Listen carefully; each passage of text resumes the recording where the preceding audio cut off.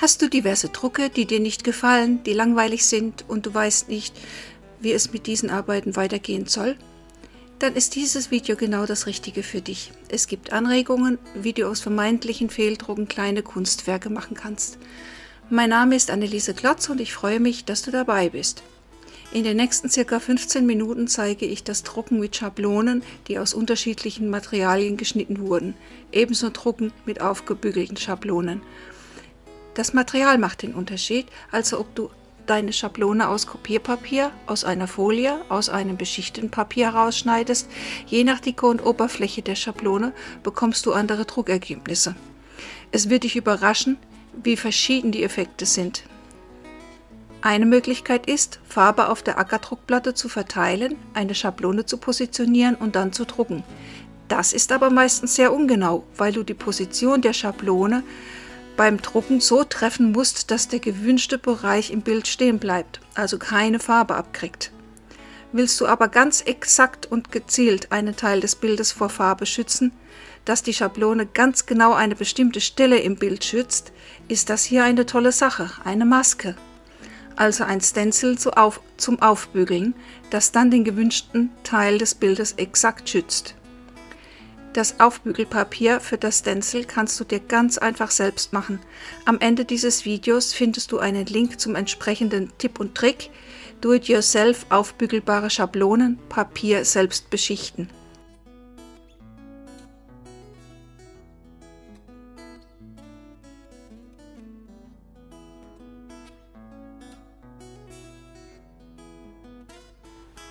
Bei diesem ersten Druck wollte ich die Vögel an einer bestimmten Stelle platzieren und die astähnliche Struktur vor dem Verschwinden durch Überdrucken schützen.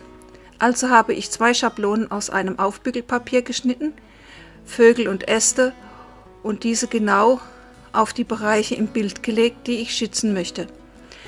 Dann mit Backpapier abgedeckt und mit dem Bügeleisen bei maximaler Hitze ohne Dampf aufgebügelt. Fertig zum Drucken.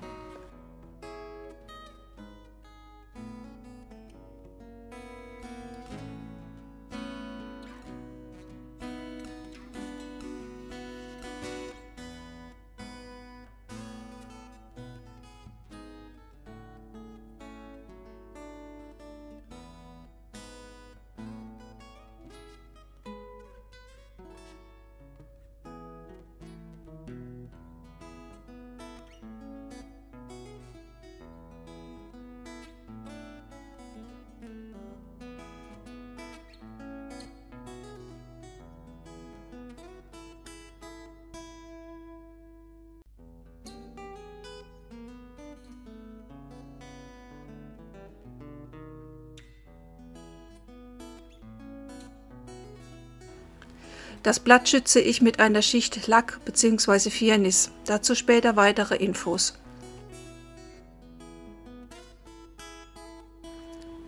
Und weiter geht's mit dem nächsten Fehldruck. Das Stencil hatte ich auf der Druckplatte gelassen. Aufsprühen hilft der Farbe, sich von der Druckplatte zu lösen. Die transparente Farbe lässt viel vom Hintergrund durchscheinen, ein schöner Effekt. Eine schwarze Kontur hebt die Vögel etwas hervor. Das Stencil ist wiederverwendbar, kann also mehrfach aufgebügelt werden.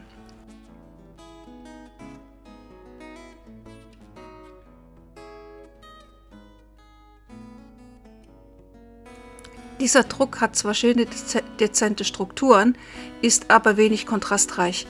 Eine lasierende oder transparente Farbe wäre hier jetzt die falsche Wahl. Es braucht deckende Farben. Titanweiß und Grau decken das recht kräftige dunkle Blau gut ab.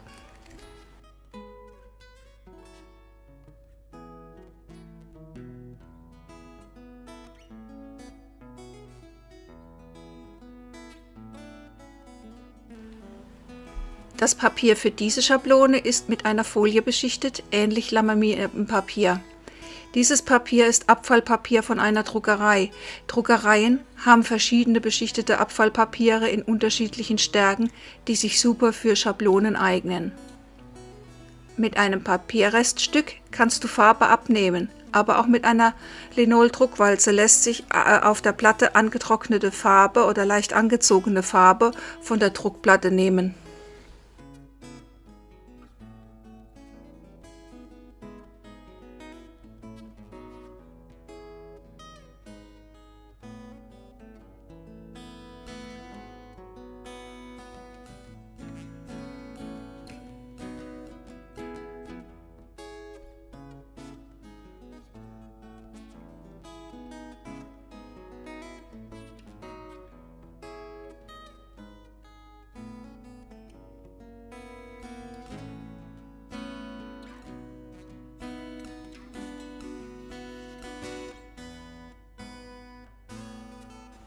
Bei diesem Fehldruck setze ich zunächst einen Kontrast mit knallroten Vögeln. Dann klebe ich mit Medium die Schablone auf, und zwar so, dass die Vögel einen roten Schatten haben.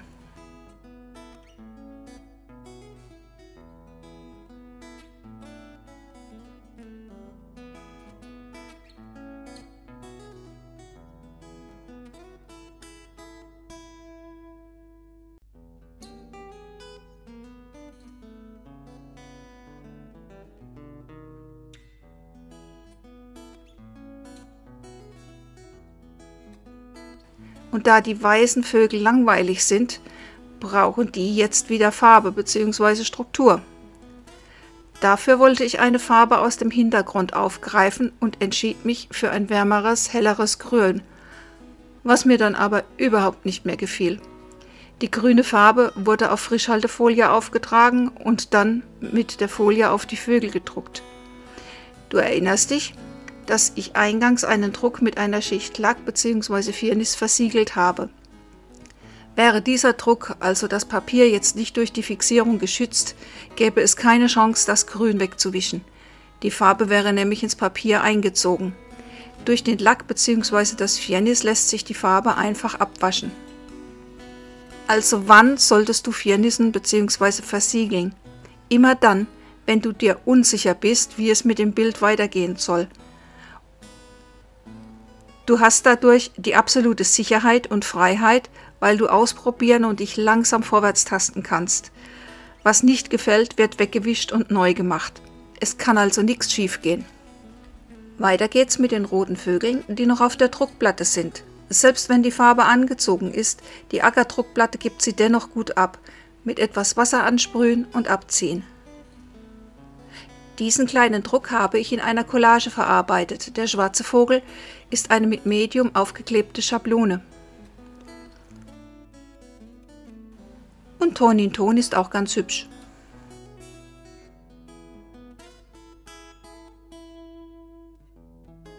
Weniger ist mehr. Auf der Ackerdruckplatte lässt sich Farbe schön gleichmäßig verteilen und sehr, sehr dünn auftragen. Schablone auflegen, Farbe abnehmen, Schablone umdrehen und auflegen, drucken. Überraschung! Wo kommen denn die schönen weißen Ränder her? Die entstehen, wenn eine Schablone etwas dicker ist, also bei dickerer Folie oder dickerem Papier. Dunkle Ränder hat die entfernte Folie im Hintergrund hinterlassen. Damit die Vögel im Hintergrund etwas mehr hervortreten und um dem Bild etwas Tiefe zu geben, wurde Silber aufgetragen. Schablone umdrehen, neu auflegen, ansprühen, nochmal drucken.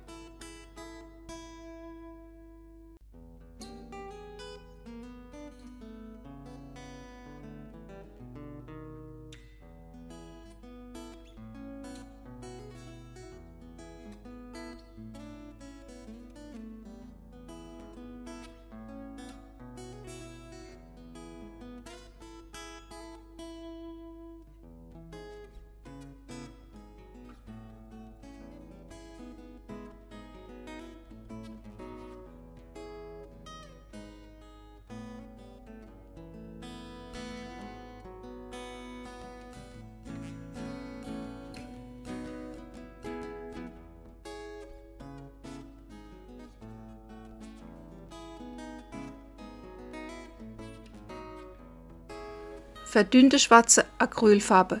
Ganz wichtig, weniger ist mehr, du erinnerst dich. Hier geht es darum, klare, schöne Abdrücke von Gräsern zu bekommen.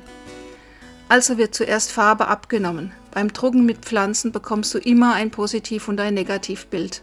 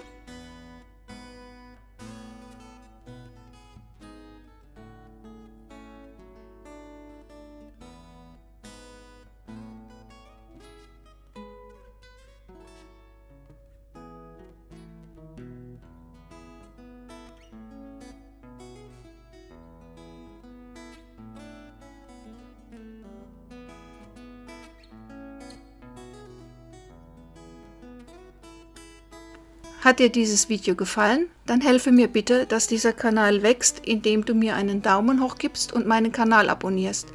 Wenn du keine neuen Videos von mir verpassen willst, klicke einfach noch die Glocke neben dem Abo-Button, dann wirst du informiert, sobald ich etwas Neues hochlade. Ein Like von dir ist der Applaus für mein Video. Dankeschön und bis demnächst.